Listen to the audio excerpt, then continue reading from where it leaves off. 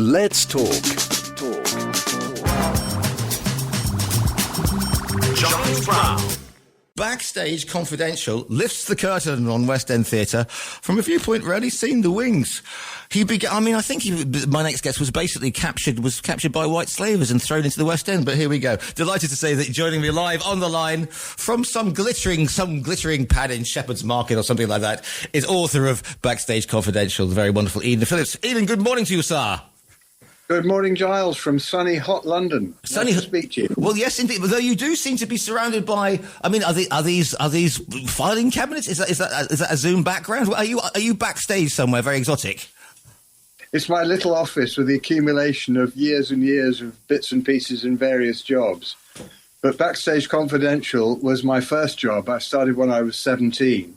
And it was remarkably easy to get a job backstage in those days. Probably very difficult to get a job on stage, but it was something I was fascinated by. And I think my mum was a bit fed up with me hanging around the house when I was 16 or 17. She said, for God's sake, get a job. And so I got off the tube at Leicester Square in London, and I walked down the road, and I thought, I'm just dying to get involved in this. And I walked into the stage door of the Garrick Theatre and said, are there any jobs going? First time lucky, yes, there were, and I started there at the age of 17. Okay, can we just dial this back a bit? So, first of all, presumably you're London based? You haven't come down from Rotherham or something like that? No, I've always been London based. I was born in London, still live in London. And you said I just casually walked into the which theatre was it? The Garrick. It was the Garrick Theatre. Is that during Gielgud's tenure? I mean, without divulging your age, because obviously we are both drinking from the fountain of youth. But give me a rough time period of this, and who was actually on stage at the Garrick at this sort of time. It was An Ideal Husband, starring Richard Todd and Margaret Lockwood, who were then movie stars back on stage. I started there in 1967, I think it was, and on the night that Donald Campbell crashed Bluebird. Ooh, wow, yes. So that sort of fixes it in my memory, because we had a funny little television downstairs in the prop room where the stagehands gathered. And we saw this happening live in between, I think, a matinee and an evening performance of Oscar Wilde's An Ideal Husband. So I mean, presumably, if you walk in at 17, didn't somebody say, I mean, it's dark, it's scruffy? I mean, a lot of people would say at 67, well, I want to be an actor. You know, I wish to tread the creep of the board. So what was it that appealed to you about, the still fun, fascinating? I mean, I love Backstage, but I mean, how was it just something you thought you could stumble into rather than, doing what every other sort of pretentious young 17-year-old does and trying to get into various drama schools? Well, I think it was the glamour of it. I hadn't really even thought about becoming an actor, which I did eventually. But I think by luck, I was actually quite a good stagehand. I wasn't a very good actor, but I was quite a good stagehand. And I just loved the atmosphere and the smell of it and the people and being close to movie stars. I mean, to me, standing next to Richard Todd, who played the lead in The Dam Busters, was unbelievable glamour.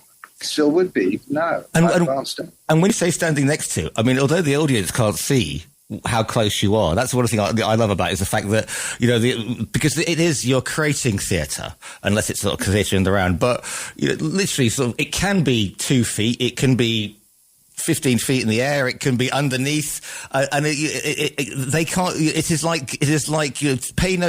Was it Wizard of Oz? Pay no attention to the man behind the curtain. So you are seeing all these great actors, but you are literally getting a glimpse of them that nobody else can see, and the mechanics of it in the 60s. Well, exactly. I mean, it hadn't changed very much, I don't think, since Victorian days. Radio mics were beginning to come in a little bit later, but before that, there were no microphones. There were no. These days, all stage crews go around with radio mics and all the rest of it. It wasn't like that at all. And also, it's of the old theatres, they are real rabbit warrens, aren't they? There are little costume departments and props things and built, sort of doors through which one shall not pass. I mean, I think it's very much like being on a submarine or on a battleship. You are sort of cheek by jowl with not so much perhaps the stars, but everybody else in the chorus, the supporting cast. The light guys are somewhere. The wardrobe guys. So did you find it really easy to fit in? Were you a particularly tall chap, or did you fit in an alcove? I was mid-sized, but I think the thing that still sticks with me of all the jobs I've done, it was the immediate camaraderie. You know, I was still just coming out of school, and to meet people that did all sorts of other things as well as that. You saw absolutely everybody and different types of people on different shows. And you were saying about being up in the air. I spent quite a lot of time in the flies, you know, where you control the scenery that comes up and down, or in and out, as we called it. And I can remember in 1968 looking down literally on Dame Judi Dench because she was playing Sally Bowles in the first London production of Cabaret. And I was up in the flies organising the scenery that went up and down. So we never actually met, but I saw a lot of her from above looking down. Yes. I did meet on the level people like John Gielgud and Noel Coward. In fact, both of those two on the same night, because at another theatre, Phoenix Theatre, and by the way, there are illustrations of the front of all the theatres that I worked in by my friend, the clever artist Melissa Roscoe. But at the Phoenix, there was in 1969, there was a midnight matinee to celebrate Noel Coward's 70th birthday. And of course, all the great and the good of the London theatre were either on the stage or in the audience. It was an unbelievable night of glamour. I mean, what was it? I mean, did you speak to the great man or the great men themselves? I mean, Yes, I spoke to both of those two. First of all, John Gielgud came on, was supposed to recite a poem written by Noel Coward called The Boy Actor. But he was very, very nervous, Gielgud, and forgot his lines, was prompted a bit, and then decided enough of this, and he strode into the wings, picked up the prompt book, which had all the cues and everything in it, went back centre stage, recited the poem, and then tucked the prompt book under his arm and walked off on the other side of the stage. So I was deputed to run round the corner, grab the book off him and come back again so the show could continue. What's just talking about being up in the, and what about Coward himself? Was he like, dear boy, thank you very much, because we have this image, don't we? Was he absolutely Coward as you'd expect him to be? He didn't go, all right, geezer.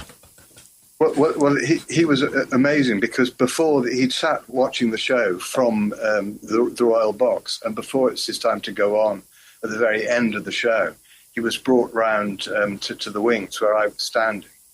And right in front of the no smoking notice, he was smoking a cigarette.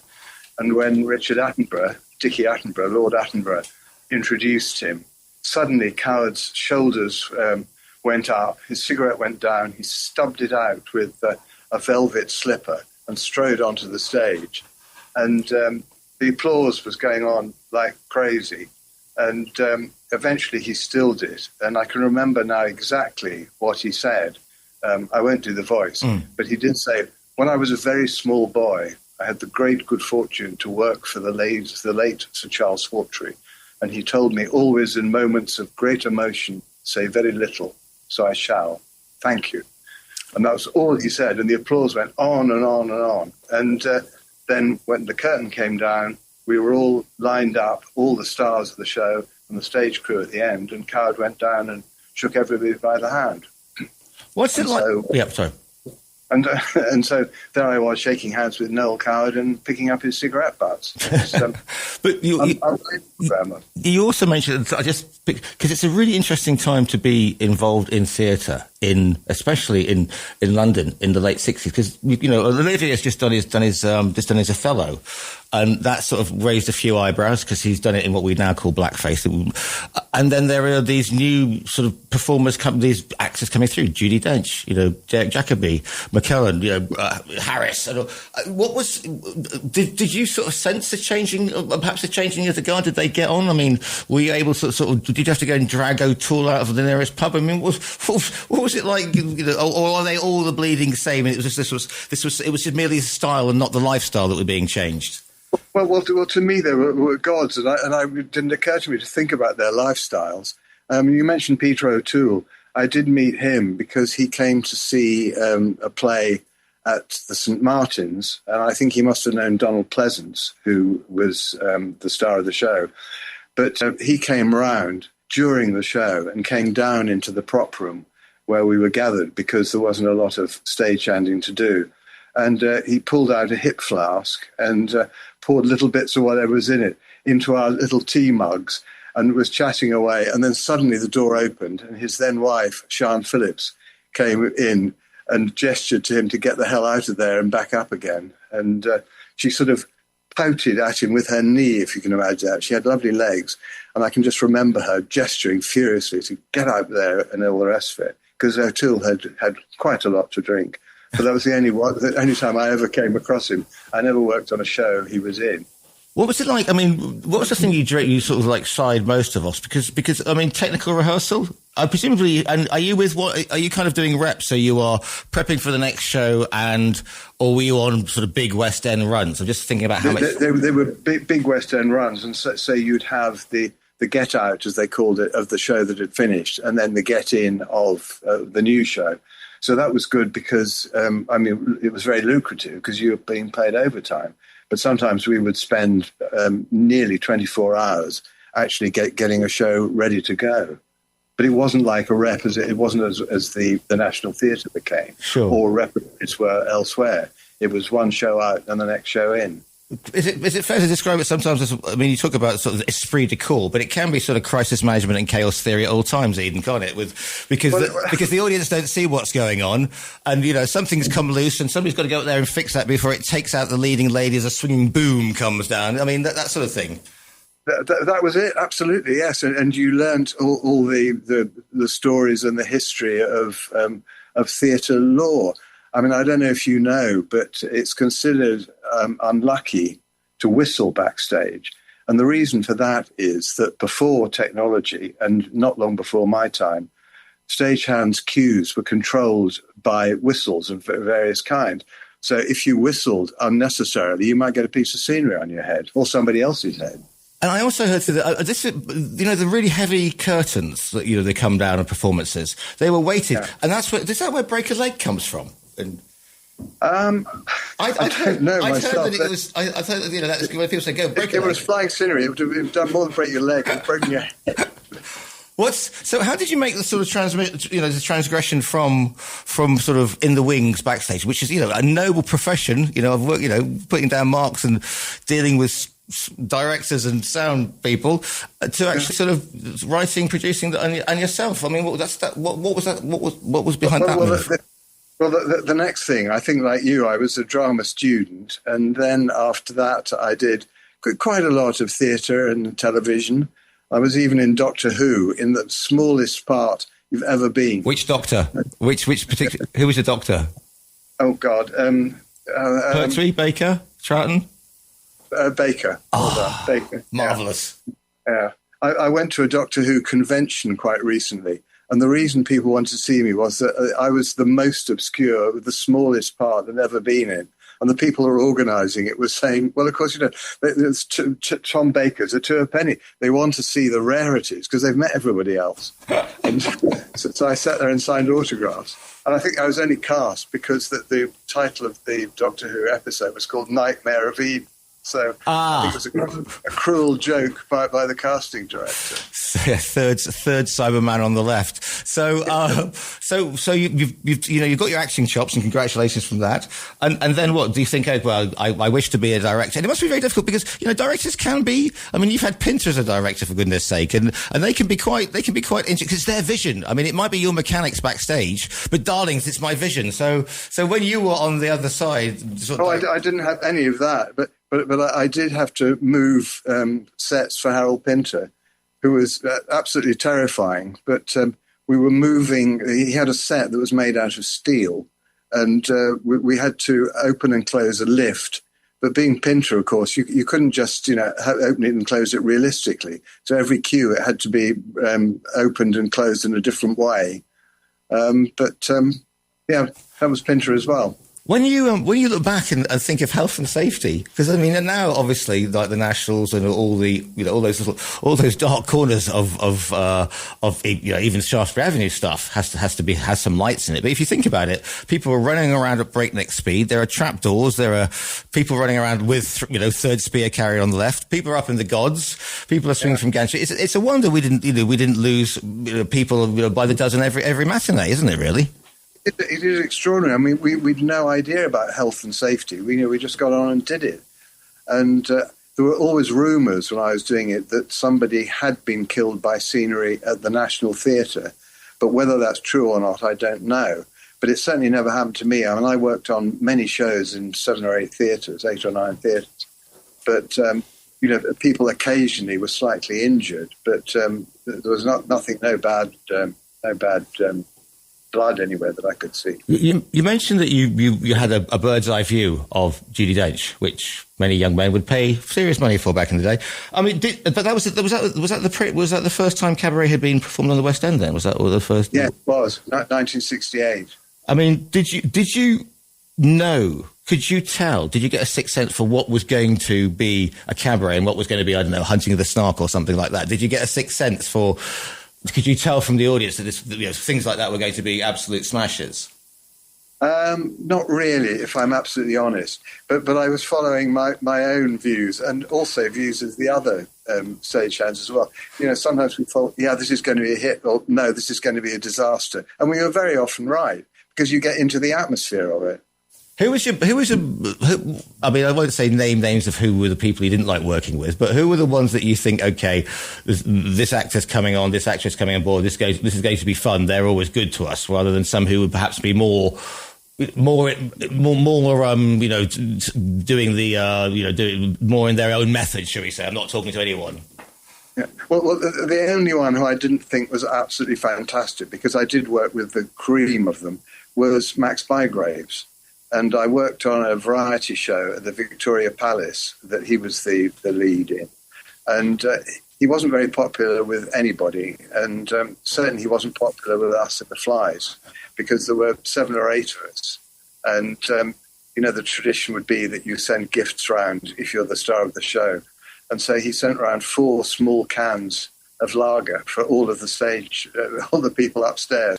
And I was persuaded, I was the head flyman, I was persuaded to take these cans back to the pub, trade them in for a bottle of wine, and put the bottle of wine with his first night gifts, saying, "Dear Max, if you're so hard up, have a drink on the stage." He was not pleased about that. And, it's interesting because I've heard that from about a lot of comedians, but then again, they haven't been in rep and they have done one-man shows around the place and working man's clubs, so they are very much centered on themselves rather than an actor who's been in a rep company and knows, with an actor, you can do your lines, go home, but if you've got to sort of rebuild a stage set or haul Pinter's steel bits around the show, they kind of know what you've got to suffer, whereas comedians, one-man entertainers, perhaps don't have that esprit de corps is the word I'm looking for. That's a very good point, a very, very good point indeed. He came from a completely different background. And, of course, he was superbly talented. He would have audiences eating out of his hand. He was an absolutely brilliant performer. But even his pianist, who'd been with him for years, couldn't stand him. He'd sit in the pub moaning about Max every night, for the whole run of the show. He'd go on there and play for him. So why did you decide to, let's move, I could tell you a story about how I shared a stretch limo with Max Bygraves, but it's go on. No, because we're based on the Costa del Sol, Marbella, and obviously we had a lot of that area, we had all the light entertainment stars come down, there was a charity bash, and I somehow or other I ended up presenting the charity thing, and so we hired a stretch limo, and they said, Giles, would you like to go in the stretch limo to the event? And of course it's a stretch limo, so I did. So I piled in, not thinking, and I sat down and looked around, and there sitting across from me was a very bemused-looking Max Bygraves, who sort of said, "Well, who the devil are you?" And I said, "Oh, I'm the MC," and he went, "Oh, okay." And that was kind of, rather than having a good fight, I'd like to think he was getting in the zone. That's why he didn't talk to me for the 5-minute stretch limo ride. I think probably like me, he just thought you were beneath him. Yes. Certainly did for everybody else. most people do, to be honest with me. Why the book then, Eden? What inspired you to put this all down? Well, it's called Backstage Confidential, and I think I've given an idea of what goes on there. I've been keeping sort of notes on it for years, and about 20 years ago, I started jotting it down. And I've got a couple of friends, Richard Barber and Jim Dunn, with whom I have lunch every now and again. And they always used to say, how many words have you done? Come along, come along. So for years, I diddled around a bit and pretended I'd done more than I had. And then finally, I got an agent and friend, Melissa, who's done the illustrations. She gave me a good kick up the bum and said, for God's sake, come on and finish it. So the first, 3/4 of it took 20 years, and the last bit took about 5 weeks. And so we rushed it through, and she found the publisher, which is the Book Guild. And you can order the book from the Book Guild or on Amazon or via our own virtual bookshop, where it will be sitting. It's sitting proudly centre stage, Eden, as they say, and as they say. Well, I can see it, but I'm not sure that your listeners can. They can by going to the website. What do you hope that people will learn? That they will learn the camaraderie and the high pressure, but still the absolute brilliant fun and times perhaps that we don't perhaps get in a modern theatre production. I think that's probably true. Yeah, it is the camaraderie and the way that it happened, and also it made me think that in many ways I've sort of been metaphorically or actually in the wings ever since. I try and see things from an observer's point of view more than from a participant. And I think, in a way that colours the whole book, whether it's about the stagehanding days or what's happened since. You may be in the wings. I find myself strolling around the front of the stage looking desperately for prompts, but there you go. It's the way. The book is called Backstage Confidential, The Secrets of a Stagehand. It's by the brilliant Eden Phillips. I believe you have a website, Eden, or something like that? I have a website which is edenphillipslyricist.com. And you can find details of all the stuff I've done since then on there. In fact, there's everything except stagehanding on it. Well, if they do the website and they get the book, then they have the whole holistic Eden Phillips experience. The book is called Backstage Confidential: Secrets of a Stagehand. It's by Eden Phillips, who we're speaking today. Eden, it's been an absolute pleasure to speak to you today. Thank you, Giles. I've really enjoyed talking to you.